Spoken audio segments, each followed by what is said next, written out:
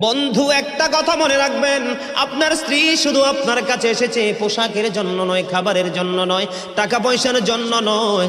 স্বামীর কাছে যেই খোরাক স্ত্রীর জন্য আছে, এবং স্ত্রীর জন্য স্বামীর কাছে যেই খোরাক, স্বামীর জন্য স্ত্রীর কাছে যেই খোরাক আছে, পৃথিবীর কোথাও সেই খোরাক নাই।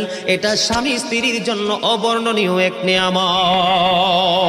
স্বামী স্ত্রীর মধ্যে যেই প্রেমের আবেগ ঘন মুহূর্ত তৈরি হয় রে 14 গ্রামের যুবক, আমার দাদা ভাই যারা বুড়ো হয়ে গেছে, এখনো দাদু দুনিয়ার বুকে বেঁচে আছে, এখনো যদি দাদু যদি এক খিলি পান তোমাকে মজা করে বানায়া দেয়, পান চিবাইতে চিবাইতে তোমার ঠোঁটগুলো লাল হয়ে গেল, জিহ্বাটা লাল হয়ে গেল, আর দুজনের মধ্যে আবেগ ঘন মুহূর্ত তৈরি হলো।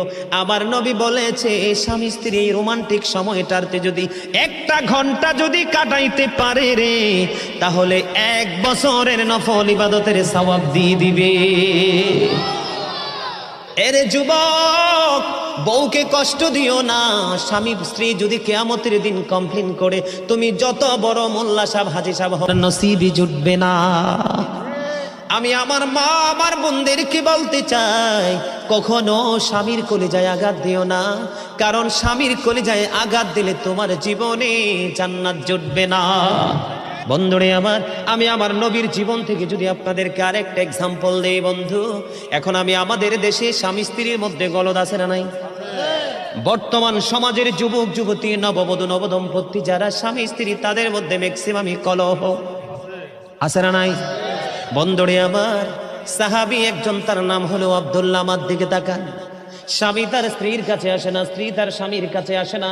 আমার ওয়াজগুলো এমন টপিকস আকারে ছোট ছোট কোট করে বন্ধু, বিরক্ত হন? একটু আওয়াজ দরকার আছে না? এগুলো বাস্তবতার দরকার আছে না নাই? বন্ধুরে আবার, আমি আপনাদেরকে রাসূলের আদর্শ নিয়ে আজকে আলোচনা করব। চিন্তা করে এসেছে রাসূল কিভাবে আমাদেরকে দিন সম্পর্কে অ্যাক্টিভ করেছেন। বন্ধু, বিয়ে হলো সাহাবী একজনের, 3 দিন হয়ে গেল, 3 দিন 3 রাত্র পার হয়ে গেল, সে তার স্ত্রীর সাথে বন্ধু দেখা করতে এখনো আসে না। চুরিও করে না, মদও খায় না, গাঁজাও খায় না, ইয়াবাও করে না, নেশাগ্রস্ত না। সে নামাজ পড়ে, শুধু রোজা করে আল্লাহকে ডাকে, আল্লাহর গোলামি করতেছে। দেখতে দেখতে দেখতে দেখতে বন্ধু 3 দিন 3 রাত্র পার হয়ে গেল। 3 দিন 3 রাত্র পার হয়ে যাওয়ার পরে এবার বন্ধু কি করলেন? আমার নবী ওই ছেলের বাবা বন্ধু পুত্রবধূর কাছে আসলেন। পুত্রবধূর কাছ থেকে তারা ভালো মন্দ জানার জন্য এসে ডাক দিলেন বৌমাকে। বৌমা সালাম দিলেন। সালাম দেওয়ার পরে এবার ওনার পুত্র সম্পর্কে যখন জিজ্ঞেস করলো, এবার স্ত্রী একটা ডাক দিয়ে বলল, শ্বশুরকে ডেকে বলতেছে, বাবা গো, আপনার ছেলে অত্যন্ত নম্র, অত্যন্ত ভদ্র, অত্যন্ত